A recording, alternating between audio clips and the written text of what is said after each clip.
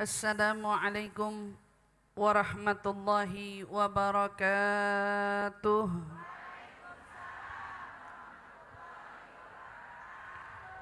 Bismillah walhamdulillah wassalatu wassalamu ala rasulillah Sayyidina Muhammad ibn Abdullah wa ala alihi wa sahbihi wa mawalah. Subhanaka la ilma lana illa ma 'allamtana innaka antal alimul hakim. Rabbi zidna ilma warzuqna fahman, amin ya rabbal alamin. Allahumma inna nas'aluka ilma ladunni wal mashraba safil haniya wa hab ya ghani. Allahumma inna nas'aluka ilma ladunni wal mashraba safil haniya wa hab ya ghani. Allahumma inna nas'aluka ilma ladunni wal mashraba safil haniya wa hab ya ghani. Alhamdulillah, alhamdulillah. Limpahan syukur mari bersama kita panjatkan kehadirat Allah Subhanahu wa taala yang melimpahkan kepada kita banyak dan besarnya karunia yang mungkin dari kita tidak benar dapat kita balas dari semua nikmat-nikmat yang Allah berikan kepada kita. Namun hadirnya kita, duduknya kita di sini adalah bagian dari inginnya kita, besarnya harapan kita untuk kita selalu menjadi hamba-hamba Allah yang selalu mensyukuri setiap nikmat-nikmatnya. Mudah-mudahan semua yang telah hadir di tempat ini Allah Subhanahu wa taala ampunkan dosa-dosanya. Allah sehatkan badannya. Allah ijabah doa-doanya. Allah lunasi hutang piutangnya. Allah mudahkan setiap urusannya. Diberikan ganjaran yang berlipat ganda dari Allah Subhanahu wa taala. Wabil khusus Ibu Olis beserta dengan segenap timnya, kawan-kawannya dan segenap orang-orang yang terlibat di dalam terlaksananya acara ini, mudah-mudahan semua dari harapan dan cita-citanya diberi ganjaran yang berlipat ganda dari Allah Subhanahu wa taala. Mudah-mudahan semua kebaikan yang dilakukan ini mendatangkan tawa dan senyum bahagia dari wajah Nabi kita Muhammad sallallahu alaihi wasallam, mendatangkan keridhaan Allah serta juga mendatangkan keridhaan Rasul sallallahu alaihi wasallam. Amin amin ya rabbal alamin. Alhamdulillah, alhamdulillah. Ketika kita pernah mendengar dari suatu kisah bagaimana iblis diusir Allah dari surga. Padahal iblis itu awalnya adalah makhluk taat. Makhluk taat yang ibadah gak pernah putus sama Allah Subhanahu wa ta'ala. Ibadah sampai dibilang surga itu gak ada sejengkalnya kecuali itu pernah disujudin sama iblis. Artinya iblis itu makhluk taat. Dalam apa? Dalam sholat, ibadah dan lain sebagainya. Tapi ternyata semua itu enggak berlangsung lama. Sampai ketika datang satu perintah yang kebetulan perintahnya tidak sesuai dengan inginnya. Nah ini nih Bu, kadang-kadang kita sebagai manusia seneng banget ngerjain ibadah, ngerjain taat asalkan kita suka. Tapi mulai terasa sulit banget ketika itu berbenturan dengan yang kita tidak suka. Itu juga pernah dialami oleh iblis. Jadi iblis itu dulu disuruh apa aja sama Allah, mau. Selama itu dia mau, selama itu dia demen, selama itu dia suka. Ketika datang satu perintah yang perintahnya dia gak suka, perintahnya dia gak demen, perintahnya itu Allah suruh seluruh makhluknya ketika itu sujud kepada Nabi Adam. Fasjud li Adam fasajadu illa iblisa aba wastakbar wa kana minal kafirin. Diperintahkan seluruh makhluk yang ada di situ untuk sujud kepada Adam. Fasajadu, kata Allah, semuanya sujud tanpa terkecuali. Yang dikecualikan itu tuh illa iblis, yang kagak mau sujud iblis. Aba, enggan, nolak. Padahal udah tahu yang suruh siapa? Allah. Yang perintahin Allah. Tapi dengan angkuhnya dia berkata, aba, aku gak mau tuh sujud sama yang namanya Adam. Wastakbar, udah kagak mau, sombong lagi. Dari mana sombongnya? Dari kalimatnya yang Allah hadirkan di dalam ayat yang lain. Allah kasih kita gambaran. Tahu nggak waktu iblis nolak, iblis ngomongnya gimana? Biar kita tahu bentuk penolakan pada hukum itu berawal dari mana gitu. Makanya Allah hadirkan di dalam ayatnya. Iblis dengan santainya bilang, kenapa kau perintahkan aku sujud kepada dia? Khalaqtani min nar wa khalaqtahu min tin. Ya Allah, kenapa kau suruh aku sujud sama dia? Engkau ciptakan aku kan dari api, sementara Adam cuma dari tanah. Ngapain api sujud sama tanah? Ngapain api sujud sama tanah? Ana khairu minhu, saya lebih baik dari dia. Itu pengakuan siapa? Pengakuan iblis. Makanya perlu kita tahu dulu nih, baik buruk itu bukan kita penilainya. Iblis dari awal pede banget, ngerasa dia yang paling benar, ngerasa dia yang paling baik, ngerasa dia yang paling sempurna. Sementara orang lain ketika itu Nabi Adam dianggap lebih hina daripada dia. Mulai dari situlah muncul murka Allah. Kata para ulama, Allah tidak memerintahkan seluruh makhluk sujud kepada Adam gara-gara Adam itu Tuhan, bukan. Tapi tujuan sujud kepada Adam itu adalah tujuan patuh pada perintah. Kan yang perintahin sujud Allah. Yang suruh kamu lihat Adamnya siapa? Yang saya suruh sujud karena ini perintahku. Kok kamu lihat-lihat ke Adam? Ibu-ibu, banyak dari kita ketika Allah suruh kita sesuatu, tapi kita sibuk ngurusin hukumnya, perintahnya. Ngapain kita begini? Ngapain kita begitu? Harusnya kan gak begini, harusnya tuh kita begitu, dan seterusnya. Padahal kata Allah, repot amat, kerjain aja napa? Kerjain aja kenapa sih? Tapi kita sibuk tuh yang dibahas hukumnya. Yang diurusin adalah kepada siapa Allah menjatuhkan perintah. Repot ngurusin. Sama kan? Itu kan ketika itu iblis juga begitu. Adamnya yang diurusin. Siapa Adam? Banyakan juga saya sujudnya dari Adam. Banyakan juga saya ibadahnya. Loh kok tiba-tiba saya yang disuruh patuh sama dia? Tuh banyak tuh Bu.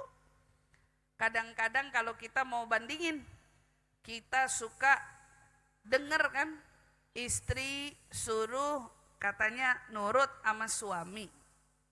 Yang kita repotin apa? Suaminya gimana dulu? Iya kan? Suaminya gimana dulu? Enak banget main disuruh patuh sama dia. Dia modelnya kayak gimana dulu? Kalau dianya nafkahnya bagus, penyayang, perhatian, tanggung jawab, boleh kita nurut sama dia. Tapi kalau ternyata nafkahnya kagak, boro-boro diperhatiin, boro-boro disayangin, ngapain sama yang model begitu nurut? Nah, kira-kira kita mirip sama siapa? Saya mah kagak ngomong ya, itu mah ibu yang ngomong. Saya mah cuman apa? Cuman nanya doang, kira-kira mirip sama siapa ya? Ya, sama kan gitu ya. Ketika Allah suruh kita, berbuat baiklah kamu kepada sesama orang-orang yang ada di sekitarmu. Kita disuruh berbuat baik, lah yang suka repot ngurusin siapa dulu? Orangnya yang model kayak gimana? suruh baik sama dia. Model yang model begitu kayak dia, ogah amat. Kita seneng ngurusin siapa, tapi kita lupa yang perintahin kita siapa. Kayaknya ada kisah begini Bu. Ceritanya seorang jenderal, pangkatnya tinggi nih ceritanya. Kalau ngasih perintah mah tembak, langsung tembak. Satu ketika nyuruh ajudan anak buahnya, ngapain? Beli gado-gado. Dipanggil anak buahnya, siapa namanya? Kira-kira namanya siapa ya Bu ya? Saya namain Sapri. Mohon maaf kalau ada yang namanya Sapri di sini ya. Sapri, siap komandan. Dia bilang, tolong beliin saya gado-gado 2. Yang satu pedas, yang satu enggak. Ingat ya, yang pedas cabenya 5. Kasih karet 2. Yang enggak pedas, karetin 1. Biar ketahuan kalau itu yang enggak pedas. Udah paham? Siap komandan. Wah, apa? Ulangin katanya. Beli gado-gado 2. Yang satu pedas cabenya 5. Yang satu lagi enggak pedas. Yang pedes kasih karet 2, yang gak pedes karetnya 1. Iya benar, jalan. Siap komandan, jalan. Nyampe di abang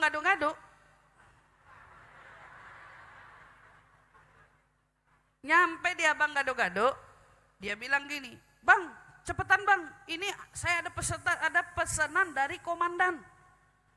Tolong bikinin 2 ya. Ingat bang, cabenya 5. Oke. Kagak, mana cabenya saya mau lihat. 5 beneran apa enggak? 5 bener diambil, ini 5. Cepetan ulek saya mau lihat. Jadi 1 yang pedes, karetin 2, cepetan saya mau lihat. Karet 2, satu lagi apa? Enggak pedes, cepetan bikinin enggak pedes. Iya saya udah tahu, udah sering kali bikin. Enggak, ini masalahnya perintah dari komandan, salah dikit habis saya katanya. Bikin enggak pedes, karetnya jangan lupa 1. Lari dia buru-buru, cepet banget. Toto udah balik, bawa 2 bungkus gado-gado. Yang 1 gado-gado pedes, yang 1 enggak, sesuai dengan request si komandan. Balik dikasih, dan ini gado-gadonya. Oh iya bagus, terima kasih ya. Udah jalan. Bu, kenapa si Sapri begitu antusias menjalani tugas? Sampai takut banget yang dipesenin si komandan itu ada yang salah. Padahal cuman disuruh beli gado-gado. Tapi suruhannya beli gado-gado itu kayak disuruh siap-siap perang di medan perang. Gara-gara yang perintahin si komandan.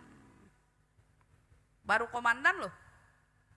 Itu ketika komandan yang suruh beli gado-gado, kata dia ini misi. Saya lagi ditugaskan beli gado-gado. Ada temannya manggil, Sapri makan yuk, maaf saya lagi tugas. Tugasnya beli gado.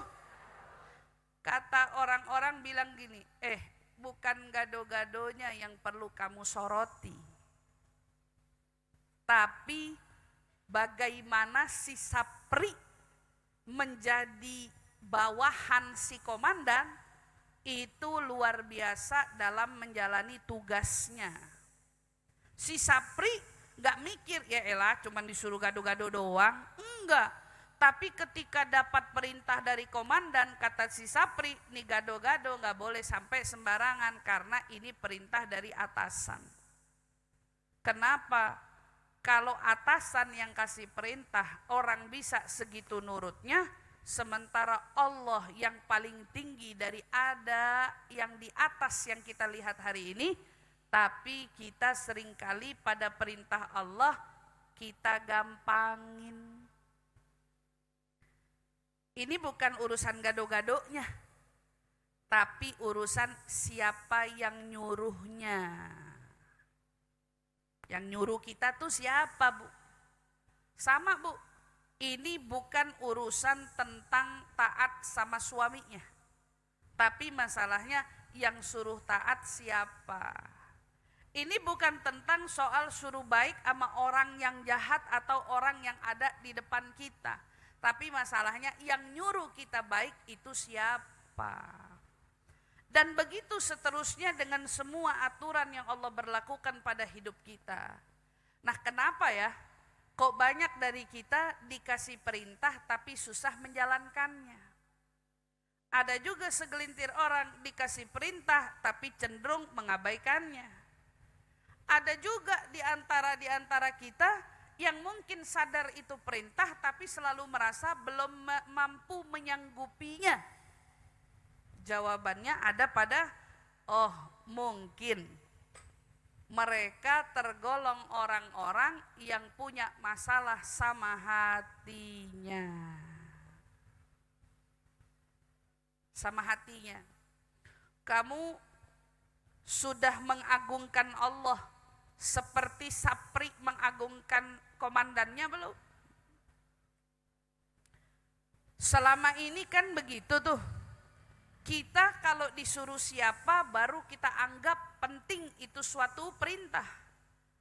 Tapi seringkali kita menganggap remeh suatu perintah karena kita menganggap remeh juga yang memerintah. Ibu-ibu yang dirahmati Allah. Kalau kita hari ini mau belajar gimana ya caranya. Saya tuh sama perintah Allah tuh jadi ringan aja ngejalaninnya. Berarti kan yang harus diperiksa Bu apa Bu? Hatinya. Lah emang kenapa? Karena Allah menyinggung golongan orang-orang yang katanya tidak bisa menerima arahan, perintah, itu golongan orang yang hatinya telah disegel.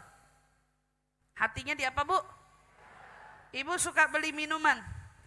Minumannya biasanya dikunci ya Bu ya? Itu disebut namanya disegel. Atau ibu ngelihat ada rumahnya dari depan ketutup rapet, begitu mau dibuka nggak gampang karena dikunci. Hatinya makhluk yang cenderung abai pada perintah itu lama-lama kesegel sendiri tuh hati. Ada yang nyegel, ada Allah. Kalau bahasanya gini, ada orang kagak bayar utang, tahu-tahu bank tulis rumah ini disita, disegel. Ada yang boleh masuk nggak? Kalau nggak dapat izinnya, nggak bisa sembarangan. Orang ketika cuek sama hukum Allah, acuh sama hukum Allah, entar jatuh tempo tuh. Pas jatuh tempo Allah bilang segel. Makanya Allah sebut di Al-Quran dengan istilah apa yang Allah katakan? Hati mereka itu disegel. Padahal itu ada di ayat Al-Baqarah. Surat Al-Baqarah yang Allah Subhanahu wa taala masih di awal-awal udah ngajak kita ngomong tentang orang-orang yang hatinya tertutup, tebel banget. Ditutup, tebel banget tutupannya. Gara-gara apa? Mereka menolak menerima perintah. Mereka menolak mendapat kebenaran dan kebaikan. Naudzubillah min dzalik. Kita tahu Bu, padahal sebab menolak kebenaran itu, menolak perintah itu biasanya datang seperti apa yang digambarkan Allah di dalam aturan ini, dalam kisahnya tentang iblis yang menolak sujud kepada Adam. Kebanyakan ngurusin Adamnya, bukan ngurusin siapa yang memerintahkannya. Hidup kita juga kayak gitu Bu. Ketika Allah suruh gini, bertawakallah kamu kepada aku akan mencukupimu. Padahal kan jelas ya, bertawakallah akan kucukupkan kamu. Yang disibukin apa? Duitnya. Yang disibukin apa? Rezekinya. Wah, ntar kalau saya nggak cari gimana? Kalau saya nggak dapat duit hari ini, bagaimana? Kalau saya nggak begini. Padahal kata Allah, tawakal aja dulu, nanti aku yang cukupin. Allah bilang, takwa aja dulu, nanti aku yang kasih jalannya. Tapi yang kita repotin apa? Masalahnya. Kenapa hidupku begini? Kenapa ujianku seberat ini? Kenapa aku harus mengalami ini? Kenapa aku harus sesakit ini? Dan seterusnya, repot sama kenapa. Padahal kata Allah, cukup kamu belajar takwa, selebihnya aku yang akan urus. Maka kalau bicara tentang hati, Bu, banyak hari ini sih saya yakin insya Allah nggak ada hati di antara kita yang sampai disegel sama Allah Subhanahu Wa Taala. Nggak ada hati di antara kita yang sampai disita sama Allah Subhanahu Wa Taala. Tapi mungkin ada dari kita hatinya yang mulai terindikasi punya penyakit-penyakitnya. Terindikasi punya penyakit-penyakitnya. Nah, emang orang-orang yang kena penyakit hati, orang-orang yang ketularan sama sifatnya iblis. Karena turunannya penyakit hati dari dia doang. Ustazah, nggak mungkin kita kena, nggak mungkin kita ketularan. Jangankan kita, Nabi Adam punya anak aja ketularan. Tuh, Bu. Jangankan kita, Nabi Adam punya anak ketularan. Nabi Adamnya sendiri ikut pengaruhnya. Bayangin betapa kuatnya pengaruh setan untuk menarik kita lalai pada perintah Allah. Kitanya perlu tahu dulu, setan tuh masalah. Walaupun kata Nabi, setan sekuat itu pengaruhnya, nggak lebih kuat dari pengaruh nafsumu sendiri. Setan kuat, tapi dia nggak lebih kuat dari pengaruh hawa nafsu diri kita sendiri. Dari situ para ulama ngajarin, yuk kalau ada yang mulai nyadar, terindikasi, ya Allah ternyata kayaknya aku mulai ngerasain sombong dalam hati. Kok aku ngerasa aku lebih benar? Kok aku ngerasa aku lebih baik? Baik itu kepada suami, baik itu kepada orang tua, atau itu kepada sesama kita, Bu. Ini dalam pengajian aja nih, dalam kajian aja nih. Kita kan suka datang kajian. Kata guru saya Habib Umar, orang yang sering datang kajian, pertama masuk ke dalam kajian yang perlu dia jagain apa? Jangan sampai ngerasa dirinya lebih baik daripada yang ada di sekitarnya. Nggak ada yang lebih baik. Nggak ada yang lebih baik kecuali yang Allah pilih menjadi baik. Berarti kita nggak berhak bilang, saya yang duduk di sini yang paling baik nih, saya yang paling benar nih, saya kan yang paling lama nih, saya kan seniornya nih, saya kan ininya nih. Oh enggak. Tapi kata Habib Umar, kalau kamu mau dapat berkahnya majelis, ketika masuk ke dalam majelis, hadirkan di dalam hatimu, saya tidak lebih baik dari semua orang yang ada di majelis ini. Kata Habib Umar, siapa yang terus mengulang perasaan itu di dalam hati ketika dia datang di majelis, lihat, man tawadha'a rafa'ahullah wa man takabbara wada'ahullah. Kata Habib Umar, siapa yang merendahkan apanya? Hatinya di hadapan Allah, maka pasti Allah akan tinggikan kedudukannya di sisi Allah. Tapi siapa yang dari awal masuk udah ngerasa dia yang paling hebat, dia yang paling terhormat, dia yang paling layak untuk dihargai atau sebagainya, maka kata Habib Umar, hati-hati, Nabi ngingetin siapa yang berlaku sombong dengan mudah Allah bisa jatuhkan. Nah itu kan udah dikasih contoh tuh iblis. Segitu rajinnya ibadah, sombong aja kata Allah, nggak layak ada di surga. Keluar. Nggak layak ada di surga, Bu. Makanya kita paling harus jagain hati daripada sifat sombong. Dari situ maka ulama bilang, ayo kalau ada dari kita yang ngerasa, aduh kayaknya saya kena kejangkit nih mulai nih. Jadi bukan cuman virus badan, tapi ini virus hati. Bahaya, ini virusnya iblis. Lebih bahaya dari virus corona. Lebih bahaya dari virus mematikan apapun, karena ini menyangkut hati. Ada lagi yang disebut dengan riya. Itu kan satu kesatuan tuh. Sombong pasti nggak jauh-jauh dari riya tuh apaan? Pamer. Iblis kan mamerin tuh. Saya segininya diciptain dari api. Kurang hebat apa saya? Lah dia cuma dari tanah. Biasanya orang kalau mamer kan ngerasa dia yang paling.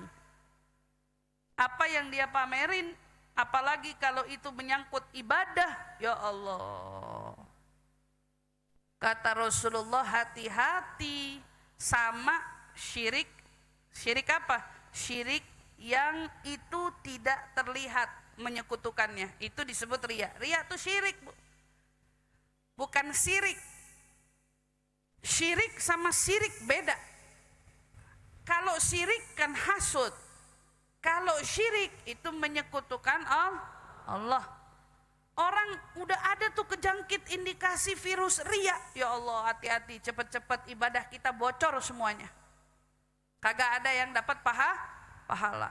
Sama hasud, dengki, lihat orang lain seneng, lihat orang lain berhasil, lihat orang lain hatinya nggak tenang, hatinya nggak terima. Naudzubillah min dzalik. Itu lebih bahaya dari corona.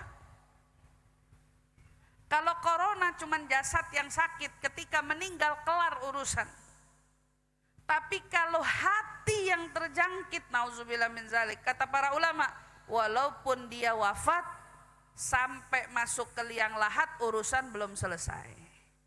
Sampai dibangkitkan di hari kiamat, urusan belum selesai. Urusan belum selesai. Tapi orang yang sakit jasadnya kelar, meninggal, dicabut nyawa, usai urusannya.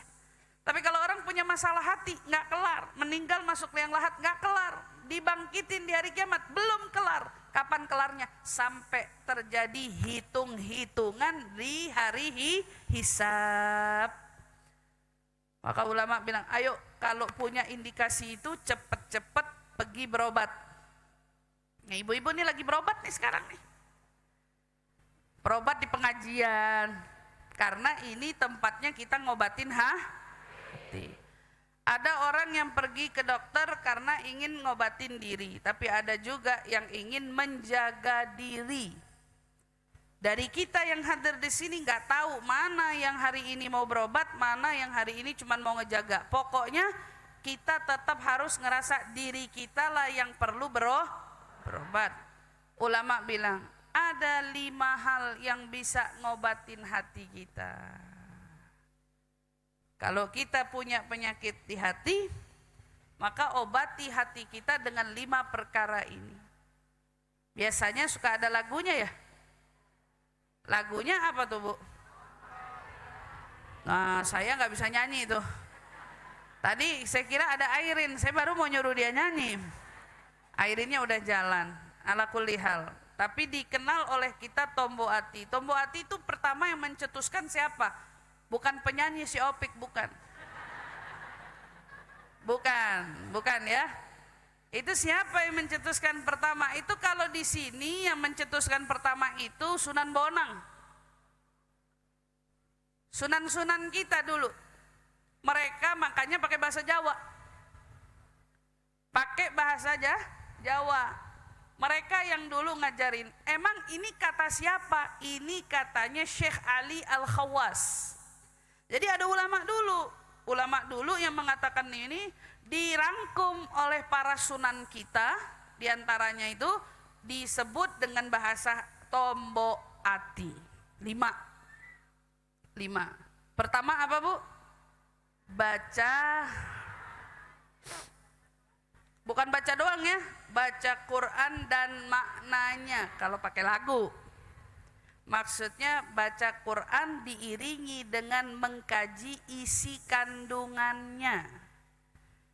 Orang pengen obatin hatinya, dia disuruh baca Quran, tapi baca Quran itu coba ketika kita baca sambil kita sertakan, ya Allah diriku sakit, hatiku sakit. Kalau jasad sakit dibacain Yasin bisa sembuh, apa enggak hati kalau sakit dibacain juga bisa sembuh?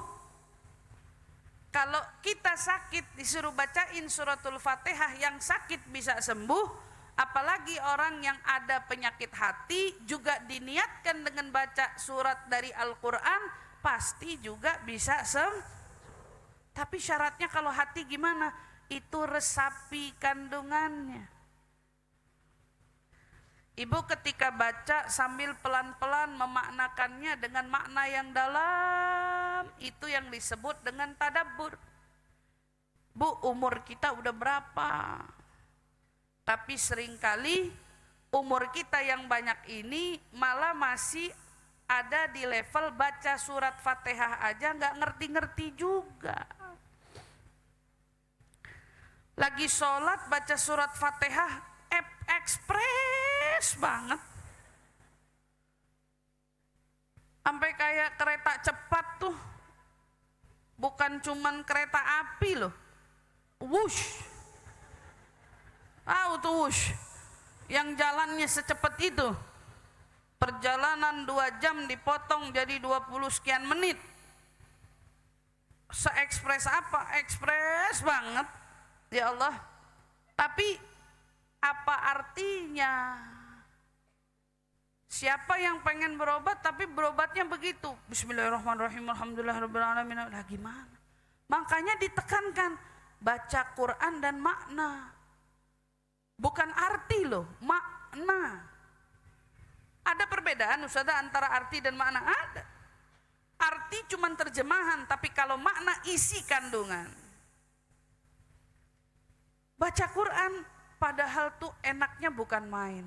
Ibu pernah gak sih Bu, lagi ada urusan, lagi sedang berhadapan dengan masalah, terus tiba-tiba ibu tuh ambil air wudhu, ibu kemudian menghadap kiblat, pegang Quran sambil berkata di dalam hati, ya Allah tolong tuntun aku untuk persoalan hidupku ini, bimbing aku untuk persoalan hidupku ini. Lalu dia buka Quran secara acak. Ketika dia buka, dia baca ayatnya.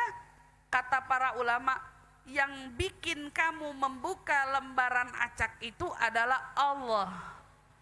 Ketika kamu membaca ayat yang ada di dalam Quran tersebut, seolah-olah Allah lagi berbicara denganmu. Makanya kata Al-Imam Al-Habib Abdullah Al-Haddad, setiap orang yang punya masalah dalam hidup, masalahnya tuh bisa terpecahkan dari Al-Quran. Kenapa banyak yang punya masalah tapi repot cari tempat curhat? Pengen denger omongan siapa? Omongan yang dia curhatin, padahal di situ ada Al-Quran. Al-Quran itu adalah kalamullah yang Allah berbicara langsung kepada hambanya, yaitu kita. Ibu cobain sekali-sekali, besok ada masalah, ada urusan Bu, bingung hati, bimbang hati, ambil air wudhu, duduk menghadap kiblat, pakai pakaian yang sopan, santun, ibu pegang Quran, hadirkan dalam hati, ya Allah bimbing aku, ya Allah tuntun aku. Begitu dibuka Quran, dibaca, gak ngerti deh apa ya maksudnya. Baru Bu, kalau udah ketemu ayatnya, cari tahu dari pakarnya. Ustazah kalau baca terjemahannya aja gimana? Boleh aja kalau mau baca terjemahan, silahkan. Kalau cuman mau cari arti ini bagus atau tidak gitu loh. Tapi kalau ibu mau tanya makna itu cuma bisa disampaikan tentunya oleh lisan para ulama. Itu satu. Katanya suruh baca Quran. Jadi siapa dari kita yang pengen ngobatin hati, jangan sampai hatinya pada akhirnya disegel sama Allah. Maka biasakan hari-harimu kamu punya bacaan dari Quranmu. Baca tuh Quran. Malu kita sama Allah, malu kita sama Quran. Yang mana Quran itu pernah mengadu, kalau aku tidak dibaca oleh dia, jangan sampai dia itu adalah kita. Tapi kita kepengen Quran besok jadi saksi, ya Allah, ini nih hambamu yang selalu membacaku. Kalau satu surat dari surat Al-Muluk bisa memberi syafaat kepada pembacanya, Bu, surat Al-Muluk loh Bu, itu bisa menjadi perisai kubur sampai dikatakan kalau sampai dosanya terlampau banyak, malaikat siap datang mau siksa dia, itu surat Al-Muluk bakal datang bilang, dia pengamalku, aku yang akan berhadapan dengannya, tidak akan kubiarkan satu siksa pun mengenainya. Surat Al-Muluk bakal menghadap kepada Allah, seraya berkata, ya Rabb, dia dawam membacaku setiap malam, jangan siksa dia ya Allah, jangan hukum dia ya Allah, aku saksinya, dia selalu membaca aku. Itu baru surat Al-Muluk. Gimana kalau dia baca surat-surat lainnya? Bagaimana kalau kita yang dawam setiap hari baca surat Yasin, Yasin datang, ya Allah, dia pengamalku, tidaklah datang satu urusan menghampirinya kecuali dia membacaku. Waduh, surat Yasin nolongin, surat Waqiah nolongin, surat Muluk nolongin, surat Sajadah nolongin. Enaknya bukan main. Kalau ditambah dia baca Quran lain, ya Allah. Makanya para penghafal Quran cacing pun gak berani deketin. Dilindungi sama Allah Subhanahu wa ta'ala. Lantaran cacing pun gak berani mendekat karena di dadanya ada Al-Quran. Jadi siapa yang pengen ngobatin hati, ingat pertama baca Al-Quran. Kedua, sholat malam. Sholat malam itu Bu, pedes-pedes gimana rasanya?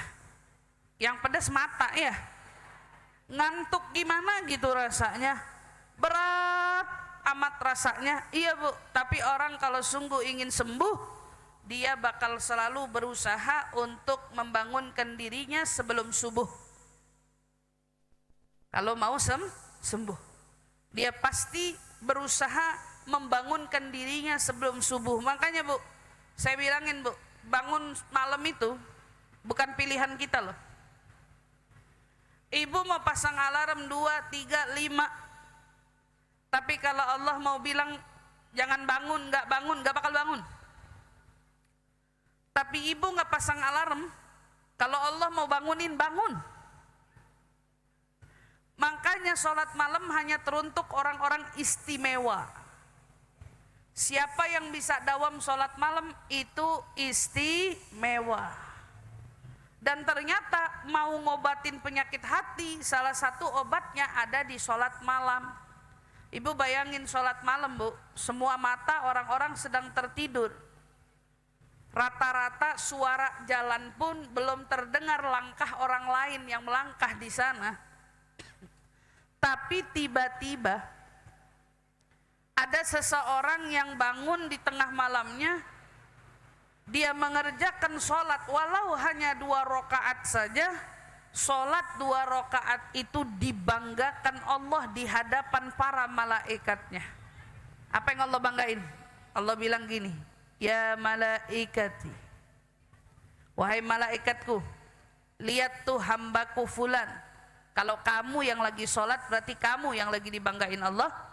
Lihat tuh hambaku fulan, dia lawan kantuknya, dia lawan lelahnya, dia lawan nafsunya, hanya untuk mengerjakan sholat 2 rakaat sunnah, hanya semata-mata untuk mendapat ridhoku saja. lihat malaikatku, tidaklah dia berdoa kecuali pasti ku ijabah, tidaklah dia memohon sesuatu kecuali pasti ku berikan apa yang dia pinta. Dosa-dosa diampuni Allah, apalagi penyakit-penyakit hatinya dibersihkan perlahan-lahan juga oleh Allah. Ke sholat malam itu nikmat, katanya wali aja nggak bakal diangkat jadi wali kalau nggak lewat sholat malam. Ibu juga yang pada punya hajat, makanya kan kalau punya hajat getol banget sholat malam. Nggak usah nunggu hajat dulu. Ada hajat yang lebih besar daripada apa yang kita pinta di dunia ini. Hajat minta sama Allah dikasih hati yang bersih, hati yang selamat. Karena modal kita ketemu Allah bukan hajat yang kita pinta di dunia, tapi modal kita ketemu Allah besok punya hati yang selamat. Ingat itu tuh. Berarti besok bangun sholat malam, bangun. Yang mau dibanggain Allah, bangun. Yang pengen nunjukin kesungguhan cintanya kepada Allah, bangun. Ternyata itu salah satu obatnya penyakit hati. Ketiga, disuruh berpuasa. Kata ulama, suruhannya bukan puasanya, tapi suruhannya ngosongin perutnya.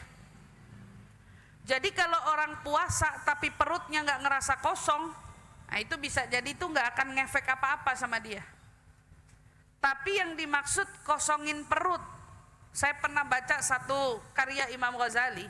Imam Ghazali bilang gini, Bu, ibu kalau makan, makanan yang kita makan itu persis kayak ibu lagi masak di kompor. Kan kita kalau makan itu ngegiling ya, ngegiling tuh panas ya, panas. Makanya orang kalau suka lagi makan badannya keringetan, karena energinya lagi bekerja nih, lagi mulai kumpul. Kata Imam Ghazali, orang kalau masak di kompor nih, dia taruh panci. Biasanya begitu pancinya mulai panas, dimasukin apa yang ingin dia masak, biasanya ngeluarin uap. Ada uap nggak? Ada. Uapnya biasanya lari ke bawah apa ke atas? Atas. Biasanya nempelnya di mana? Dinding ya, di dinding. Makanya orang kalau coba ibu-ibu cek dapur ibu-ibu, dekat kompor kotor apa enggak? Kotor kan? Itu ibu yang ngotorin apa uap dari masakan? Orang kalau makan mulu, kata Imam Ghazali, makan mulu, dia doyan makan nih, perutnya kerja mulu. Ketika perutnya kerja, ngasih uap mulu. Lambung sama hati deket. Kan ini hati, ini lambung. Begitu kamu makan, uapnya naiknya kemana? Ke hati. Orang kalau sering kenyang perutnya, hatinya banyak uapnya. Kalau banyak uap, lama-lama ketutup karena banyak nodanya. Jadi besok ibu masak sambil liatin uap, ibu bakal ingat nasihat saya nih. Hati kita makan banyak, ya, makan sedikit dia pasti nguap. Nguapnya ke atas dan itu hati. Kalau makannya jarang, uapnya nggak ada. Tinggal dibersihin, beres. Makanya orang tuh biasanya dapur dikasih ubin, biar ngelapnya gampang, ya kan? Bersihinnya gampang. Coba tembok, dekil, kuning, bahkan nggak jarang jadi hitam. Nggak jarang tuh jadi hitam. Subhanallah, bayangin hati. Sehari kita makan berapa kali? Ibu masukin sesuatu berapa kali? Pagi nasi uduk, siang nasi, malam selingannya sore-sore. Biasanya nih pagi mau jam 12, jam 10 ada nyemilnya nggak nih? Ibu udah nyemil belum? Belum dikasih. Ada kan yang kita makan? Habis makan nasi biasanya jam 2-an nyemil lagi nggak? Selang-seling, kapan jedanya tuh perut? Ternyata salah satu dampak yang bikin seringkali hati kita pun gelisah, boleh jadi perutnya yang terlampau kenyang. Kalau ibu anak kecil, iya kali. Anak kecil kalau lapar gelisah karena nggak bisa ngomong, ya kan? Dikenyangin tidurnya pules. Ibu lapar. Hah? Kalau kita lapar bukan gelisah, kadang-kadang ngomel. Bisa marah lagi kadang-kadang kalau lagi lapar. Kenapa? Belum makan soalnya. Jadi nggak bisa tuh kalau lagi lapar diajak ngomong yang serius-serius, katanya nggak bisa mikir. Subhanallah ya. Tapi kata ulama, ada orang puasanya nggak bisa diajak ngomong. Gara-gara salah ngomong ngamuk, biarin aja. Kenapa? Biasanya abis ngamuk makin lemes dia. Itu yang dicari oleh tubuhnya.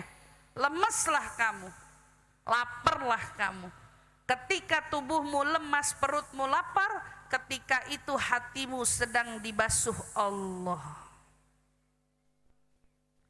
Lemes, biarin. Makanya kalau ngelihat orang puasa lemes ya, jangan dikatain lebay. Ada orang kok puasa katanya ini kelaparan, ya Allah keroncongan, dikatain lebay. Emang begitu prosesnya, kita nggak tahu, saking aja ibu udah biasa. Saking yang yang sering lapar emang udah biasa.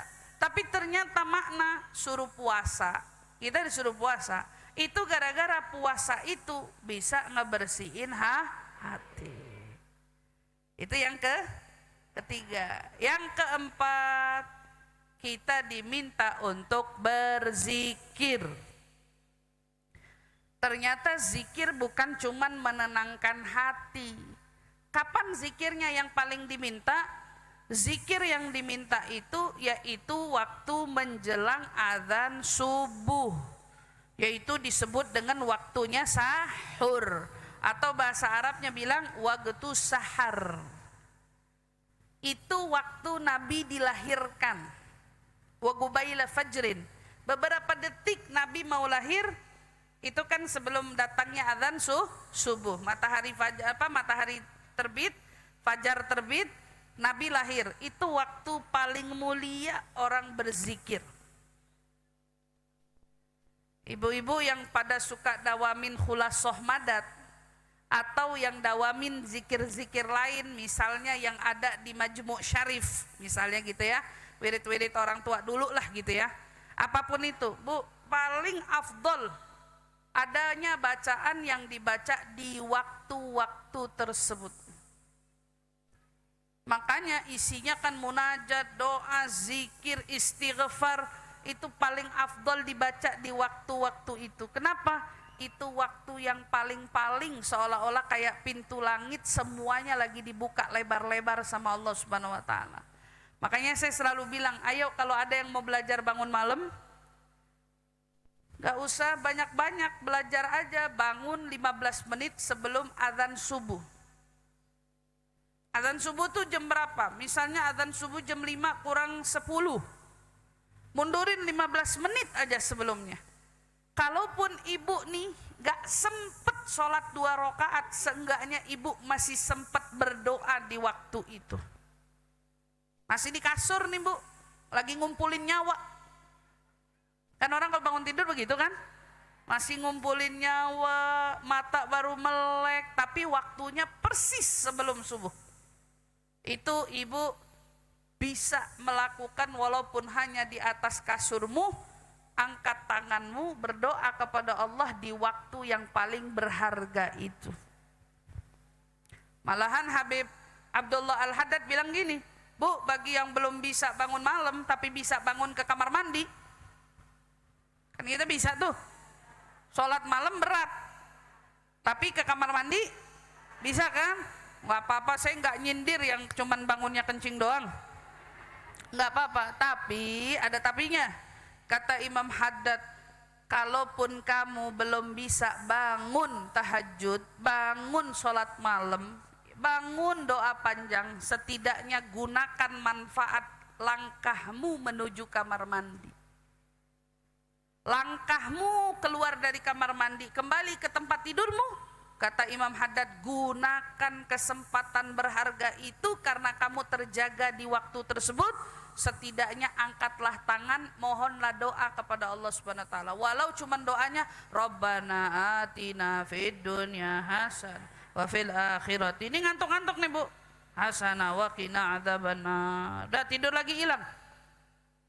Ibu tergolong orang yang bangun malam dan ibu berdoa. Walaupun cuman itu doang doanya. Tapi kalau kata Rasulullah, siapa yang pengen gitu ya, matanya merem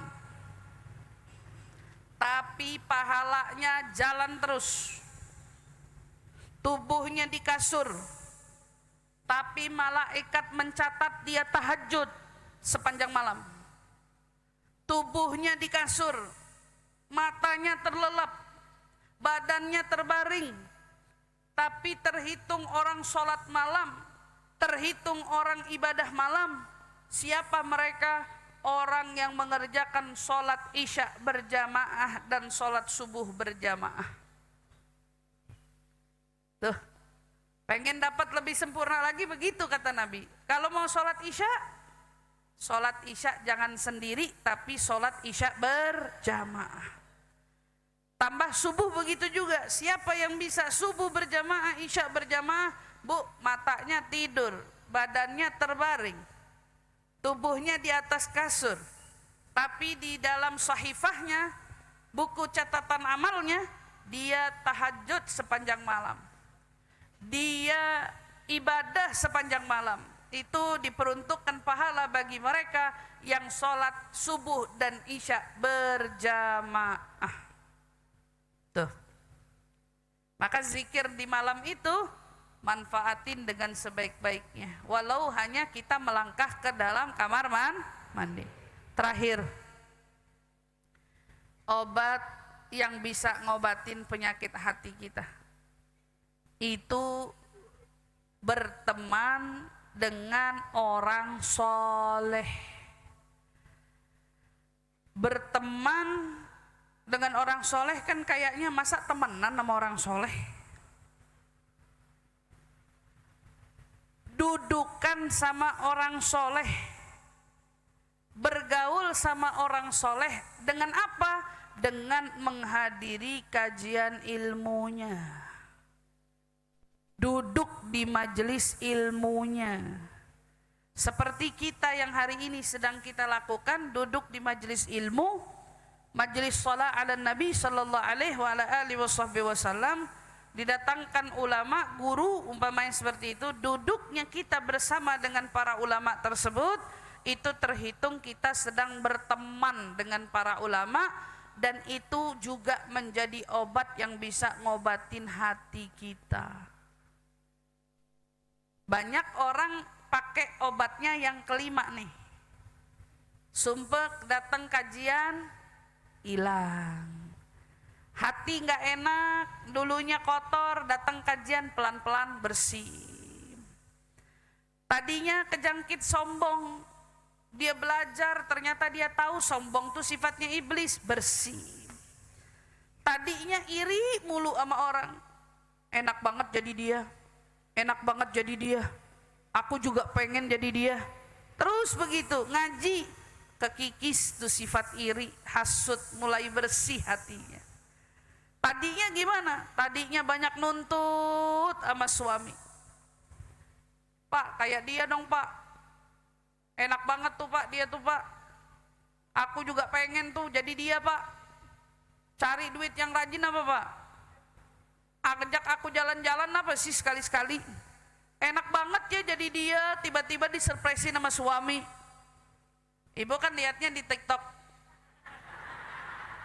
ibu kan lihatnya di Instagram ya, enak banget jadi dia, tahu-tahu pulang dari mana rumahnya, wah disurprisein, dikasih bunga, diajak jalan-jalan, padahal itu syuting, Bu. Beneran syuting. Itu dibikin-bikin, Bu. Ibu aja yang ketipu pas nonton. Berasa kayaknya wah romantis banget. Tiap orang yang jalan-jalan, Bu, kan yang ditunjukin pemandangan yang indah, cakep-cakep. Kebanyakan, Bu, kebanyakan. Saya nggak bilang semua, kebanyakan. Karena mereka cuman fotoin yang indah doang. Waktu ada yang jeleknya emang nggak divideoin. Ibu nggak lihat, betul apa enggak? Iya, wah makan di restoran ini enak banget. Pesen menunya 10, yang enak 1. Tapi yang 9 yang enak gak disebut. Yang disebut yang 1 yang enak. Makanya jangan suka ketipu sama apa yang kamu lihat dari cermin layar kita atas hidupnya orang lain. Tuh ingat. Tapi gara-gara ngaji, belajar, berubah tuh sifat. Hatinya mulai lurus. Sama suami gak banyak nuntut lagi. Hidupnya Masya Allah, terima apa adanya. Dia udah gak lagi kejangkit virus dari iblis. Tapi dia sudah ketularan dari sifat-sifat mulia Nabi kita Muhammad Sallallahu Alaihi Wasallam. Dia tidak lagi menuntut lebih, tapi dia belajar mensyukuri dari apa yang Allah beri. Dia tidak lagi mencari yang tidak ada di matanya, tetapi dia coba belajar mensyukuri apa yang terlihat oleh matanya. Dia tidak lagi sibuk mengurus kehidupan orang, tapi dia sibuk memperbaiki kehidupannya. Dia tidak lagi sibuk mengomentari kehidupan orang, perangai orang, tingkah laku orang, karena dia pun mulai sadar kalau dia sendiri tidak luput dari kekurangan. Ini didapat dari mana, Bu? Dari belajar dari tangannya para ulama. Orang kalau sudah merasakan nikmatnya mujalasatu sholihin, duduk sama orang-orang saleh, hatinya jadi tenang. Hidupnya jadi terasa nikmat, jalannya terarah, semua urusannya jadi mudah. Apalagi Bu, Masya Allah, nikmat. Penyakit hatinya pun sirna. Dan inilah keadaan kita sepantasnya. Karena kita akan bertemu waktu pulang. Kalau kita pulang, yang kita cuman punya modal dibawa, itu hanya jiwa kita. Jasad emang ikut dikubur, Bu. Tapi sejatinya yang naik adalah jiwa, yaitu ruh. Sementara ruh ini, Ibu ingat ya, ketika meninggal dunia, ada yang pulang ke tempat yang baik, ada yang pulang ke tempat yang tidak baik. Orang yang jiwanya pulang ke tempat yang baik, kan Allah sudah panggil, ya ayyatuhan nafsul mutmainnah irji'i ila rabbiki radiyatan fadkhuli wadkhuli. Gimana punya nafsul mutmainnah? Itulah hatinya orang-orang yang bersih, jiwanya yang bersih. Ketika dipanggil kembali untuk berpulang, dia pun sama Allah ditempatkan di tempat yang paling tinggi di sisi Allah Subhanahu wa Ta'ala. Sampai di situ enggak. Mereka yang jiwa-jiwanya bersih ini adalah jiwa-jiwa yang ketika di akhirat kelak Allah panggil, saat Allah menekankan kepada kita bahwa tidaklah ada orang yang diperkenankan bertemu kepada Allah kecuali man atallaha biqalbin salim, hati yang selamat. Ya Allah, mudah-mudahan itu hati kita semua. Hati kita semua hati yang selamat. Ayo pulang dari tempat ini sama-sama. Kita pulang bukan cuman hadir kajian. Kita pulang bukan cuman baca mauludan. tapi kita pulang juga bawa resep buat ngobatin hati. Itu resep untuk ngobatin hati kita, karena modal kita kembali ke Allah adalah modal orang yang hatinya bersih. Dan modal orang bisa diberikan syafaat Nabi adalah dengan modal hati yang bersih. Modalnya orang ditempatkan di surga yang paling tinggi bersama dengan Nabi adalah orang-orang yang bermodal dengan hati yang bersih. Mudah-mudahan itu hati kita semua, hati orang tua kita semua, hati pasangan hidup kita semua, hati anak keturunan kita semua ya Allah, dan hati teman-teman kita semua, insyaallah, amin ya rabbal alamin. Mudah-mudahan ya Allah, siapapun dari kita yang duduk di sini, yang hadir di sini, yang datang ke sini, yang hatinya sedang merasa tersakiti, yang hatinya sedang merasa dikecewakan oleh sesuatu yang terjadi dalam hidupnya, yang hatinya sedang merasa paling terbebani oleh keadaan yang dialaminya, atau yang hatinya hari ini begitu penuh menumpuk dengan semua penyakit-penyakitnya. Ayo sama-sama di tempat ini, sebelum kita beranjak kembali, kita mohon kepada Allah Subhanahu wa ta'ala. Mohon kepada Allah, kepada zat yang membolak-balikkan hati, kepada zat yang menggenggam hati kita semua di sini. Kita minta ya Allah, sembuhkan sakit penyakit hatiku ya Allah. Sembuhkan luka-luka hatiku ya Allah. Sembuhkan dari kesedihan-kesedihan hatiku ya Allah. Sembuhkan dari kekecewaan-kekecewaan yang datang ke dalam hatiku ya Allah.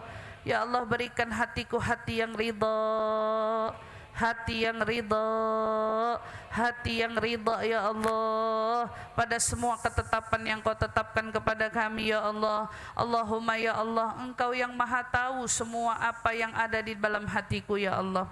Engkau yang paling tahu dari semua apa yang tersimpan di dalam lubuk hatiku ya Allah. Maka ya Allah, jadikan hatiku tempat yang paling bersih untuk Kau pandang ya Allah, tempat yang paling indah untuk Kau lihat ya Allah, tempat yang paling selamat untuk bertemu denganmu ya Allah. Allahumma ya Allah, bila ada di hatiku penyakit sombong, bila ada di hatiku penyakit iri, bila ada di hatiku penyakit ria, bila ada di hatiku penyakit dari penyakit hati lainnya ya Allah, di tempat yang mulia ini berkat kemuliaan Nabi Muhammad sallallahu alaihi wasallam, ya Allah, bersihkan hati kami semua. Ya Allah, hilangkan penyakit hati kami semua. Ya Allah, berikan kami kekuatan untuk menjalankan obat-obat yang Kau berikan kepada kami semua. Ya Allah, dekatkan kami dengan Al-Quran. Ya Allah, berikan kami kecintaan di dalam hati kami untuk Al-Quran. Ya Allah, berikan kami pemahaman di dalam membaca Al-Quran. Allahumma ya Allah, berikan kami juga kekuatan untuk kami bisa menikmati ibadah di waktu malam, tahajud di waktu malam, salat di waktu malam.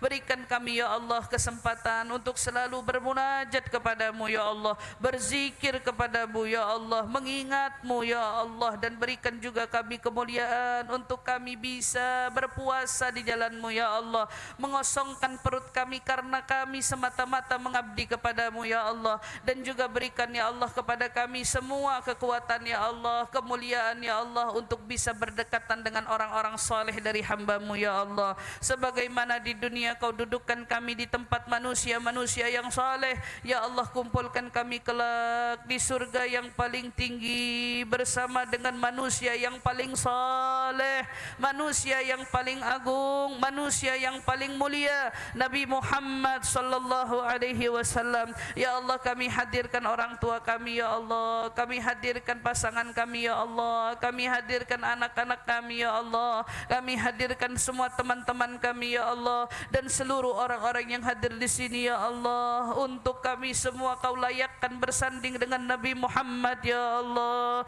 Untuk Engkau besok dekatkan kami di bawah bendera darah Nabi Muhammad ya Allah, untuk Kau berikan kepada kami dapat meminum telaga Nabi Muhammad ya Allah, untuk Kau dapat tuntun hidup kami semua ya Allah, dapat melintasi jembatan sirat bersama dengan Nabi Muhammad ya Allah, dan Kau takdirkan kami ya Allah dengan takdir seindah-indah takdir masuk ke dalam surga tanpa hisab ya Allah, masuk surga tanpa hisab ya Allah, masuk surga tanpa hisab ya Allah. Siapkan kami semua ya Allah untuk ajal yang datang dengan waktu yang tak pernah kami ketahui ya Allah. Wafatkan kami semua husnul khatimah, wafatkan kami semua husnul khatimah ya Allah, wafatkan kami semua husnul khatimah ya Allah, wafatkan kami semua di atas kalimat la ilaha illallah Muhammadur Rasulullah sallallahu alaihi wasallam ya Allah. Dengannya hidupkan kami ya Allah, dengannya wafatkan kami ya Allah, dengannya kumpulkan kami semua bersama ahli la ilaha illallah. Allahumma rabbana la tuzigh qulubana ba'da idh hadaitana wa hab lana ya rabb min ladunka rahmatan innaka antal wahhab. Rabbana atina fid dunya hasanah wa fil akhirati hasanah wa qina adzabannar wa adkhilna ya rabb jannah ma'al abrar ya azizu ya ghaffar. Subhana rabbika rabbil izzati amma yasifun wa salamun alal mursalin walhamdulillahi rabbil alamin.